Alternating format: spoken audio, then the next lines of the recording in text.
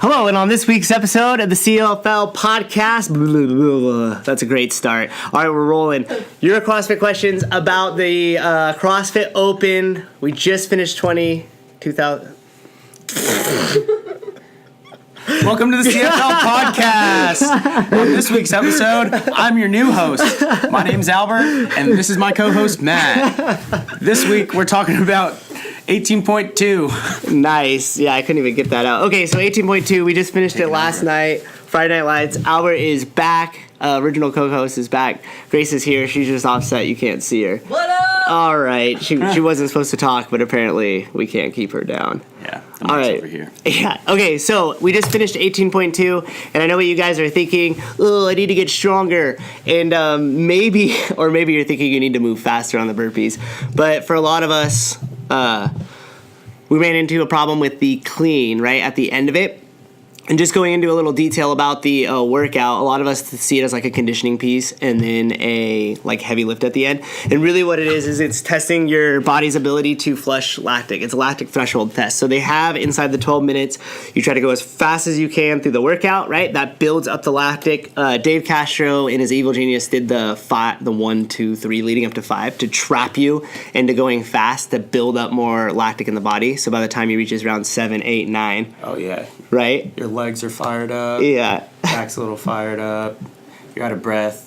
Albert did the workout too. Did you do the first one? Just the second one? I just did the second one. It was actually my first workout of the year. And first CrossFit workout of 2018? First CrossFit workout of 2018. It's been a long time. It's a good way to kick it off. It's all right. I only do it because I think I can do better at it than anything else.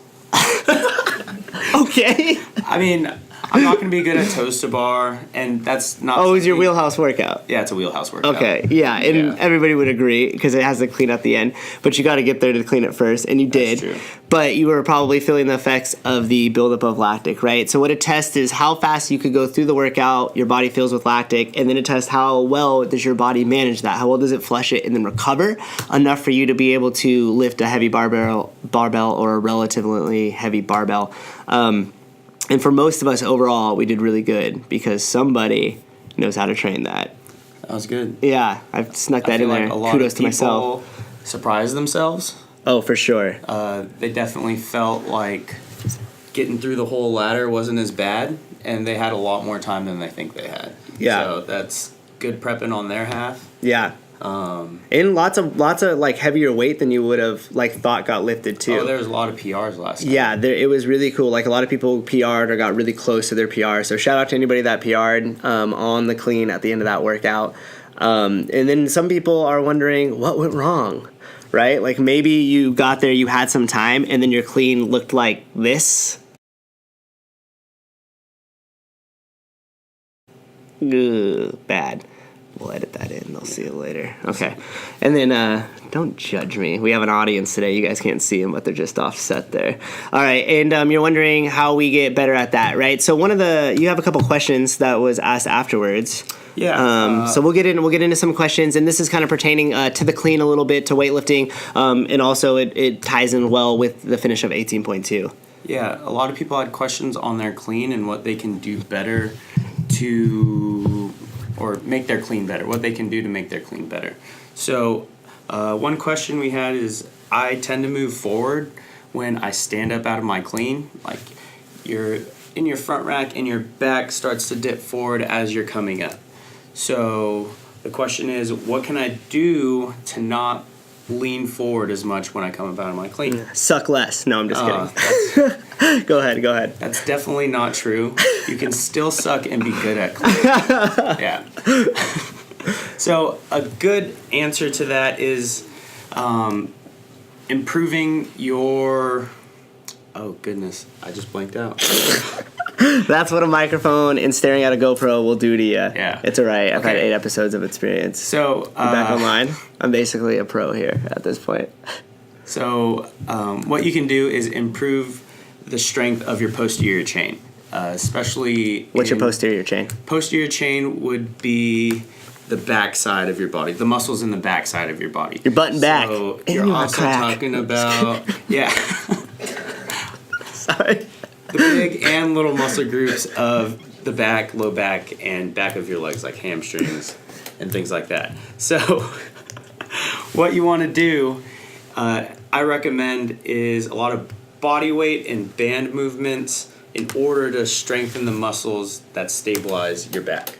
So as you stand up, if they're stronger, you won't get pitched forward, and instead you'll stay more erect, more tall, right? Because your back muscles have improved. Yeah, and you're just bringing awareness to the posterior chain. So whether it's with the band around the head doing my good morning style, which is going to fire that up, right? Bring awareness to it, or whether that's a hip extension in the GHD or a good morning or the RDLs that we do here, it all kind of ties into warming that up. Also, just as a point for you guys to know, when we do the good morning or when we do the RDL with the barbell warm up, before we get into barbell stuff, that's exactly what we're targeting. We're trying to fire up your posterior chain, trying to gain awareness to the back and to the butt. So let's play this game. What happens if I do have a relatively posterior chain, but when I receive the barbell, the issue is I don't have the front rack and I can't get my elbows up. Okay. What are some common things we can look at there? So that usually has to do with tight shoulders and not being as mobile in, like, say, your lats, which are in the back part of your back on the side,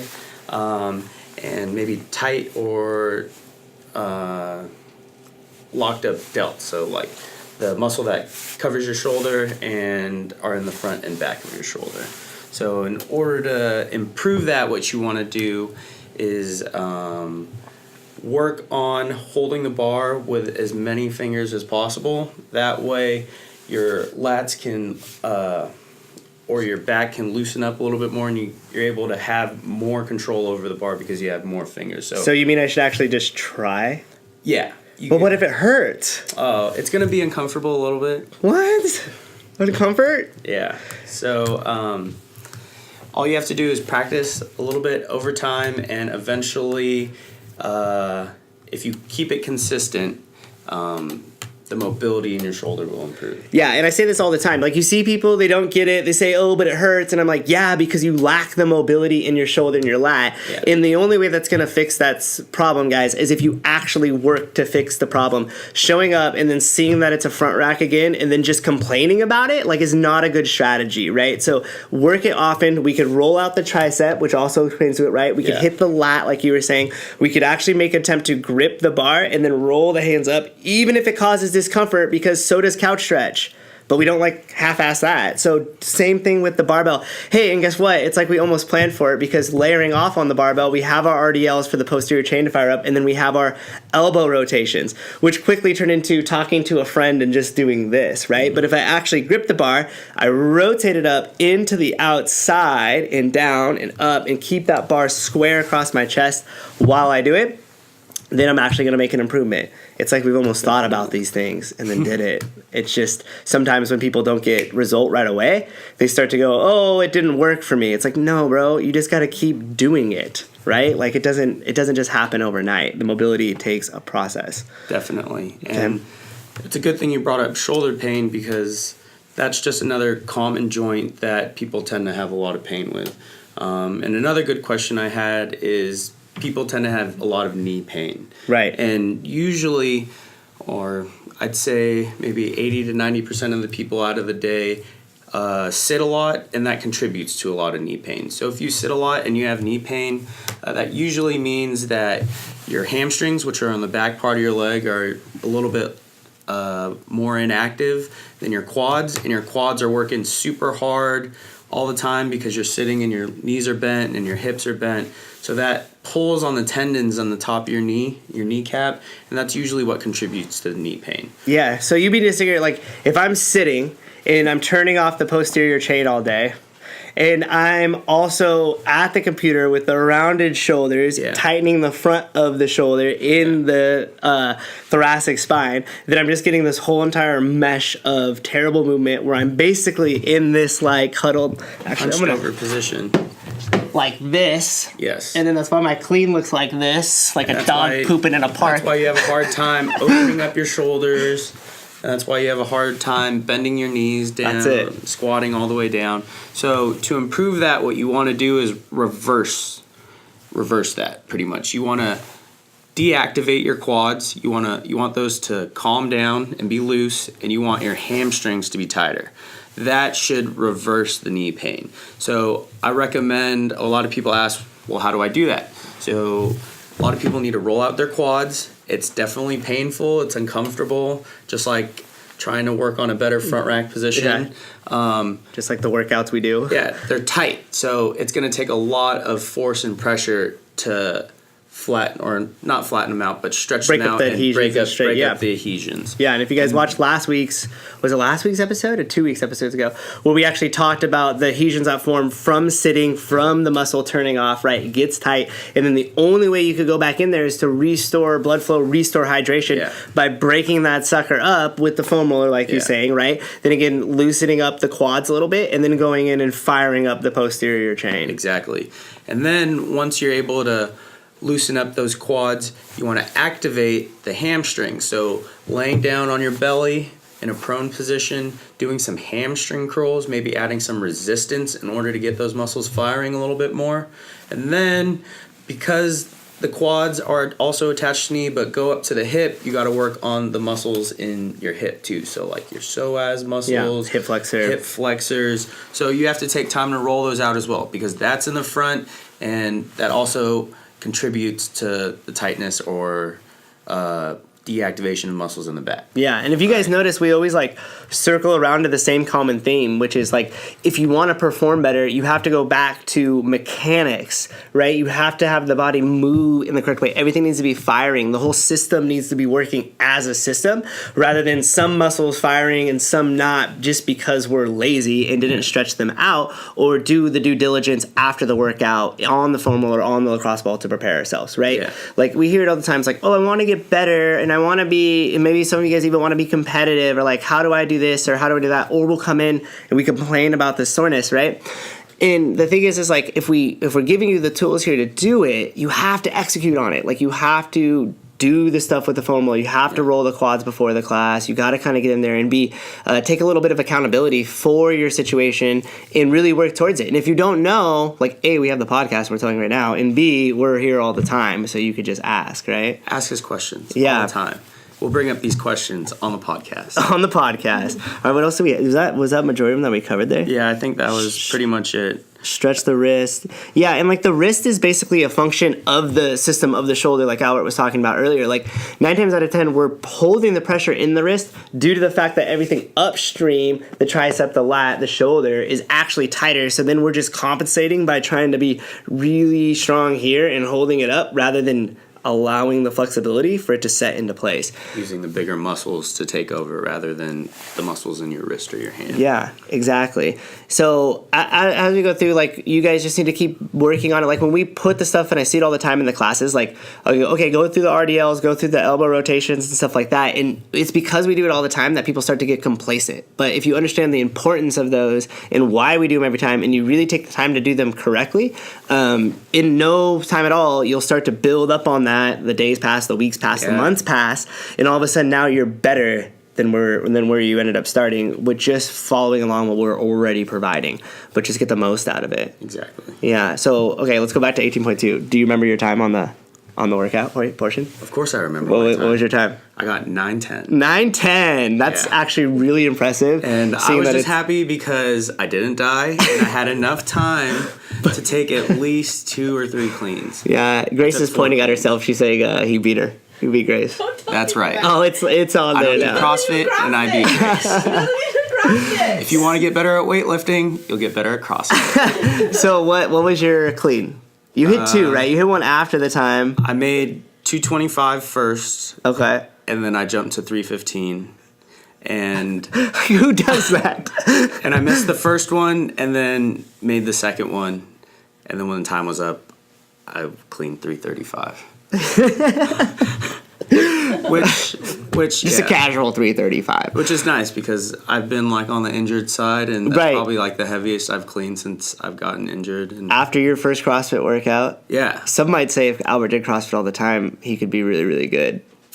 Some might say that. I don't like the discomfort. I mean, who does? If anybody saw me do that workout yesterday, I had the look of a sad seal. And that's going on YouTube. Yeah, sad seal look. Yeah. So shout out to a couple of people in the Open that got PRs. You guys were super impressive and did us all really proud. There was a lot of really good moving people when they were tired. If you guys weren't too satisfied with how your clean looked or felt, then guess what? Start back at the beginning. Strip it down to the bar. Be humble, go through these warm-ups, understand your positions, understand how to move the bar with your legs and be efficient. And next go around, I guarantee you'll see substantial growth. Especially for our strong guys that like somehow just get 225 to their shoulders. Yeah, that have the general overall strength. Right. Like just brute strength. And could be way stronger and way more efficient on the barbell. I wish I had that. Yeah, me too. Are you kidding? That would break my little baby arm. Okay, so wrapping things up here, we talked about the Open. I'll talk more about like if people will go narrow on people wanting to be competitive, because I have my whole entire viewpoint on being competitive in the Open and how 90% of the people that train competitively in this area do it completely wrong. Not good at all. So we'll talk about that and hopefully get you on the right track, or just put in your mind about being competitive in the Open. I know most of you guys don't care about being competitive in the Open, but you're just working hard and doing your best. So good job. Keep up the great work. Keep your questions coming in the comments below. Yeah, comment. Yeah, shout out to Jackie. Instagram. She's always commenting on the YouTube channel. Thank you very much. We see you and appreciate it. It's free. For the rest of you silent observers, WTF, bro. Yeah, click the like button. Leave a comment. And then the subscribe, I think, is like over here. I mean, I guess you don't have to subscribe. It's pretty low budget. Those like bubbles where you like. Eventually we'll get that bad boy stuck up there. Follow me on Instagram. Follow Albert on Instagram. Hella, HELLA _ Lacoste. It's Lacoste. LAKAS. It's not Lacasse. Lacoste. Shameless plug there for Albert. Nice. I don't know. I just felt like maybe they feel more comfortable asking you the questions. Maybe. So it's good that you did that. You could also email them in. You could ask us in class, but most likely write it down, because I have like 900 million things in my brain. Yeah. So if you tell me in class, you're like, you didn't answer my question, I'm going to be like, you didn't do it right. Yeah. Usually the only people that comment, or the person that comments on my Instagram post, is Joe Icona. Shout out to you, Joe Icona. Shout out to Joe on the engagement, mad engagement. All right, I think that about covered it for this week's episode. That was a good episode. It was. We'll have you back on for next time. Until then, keep it real and try not to suck. Bye.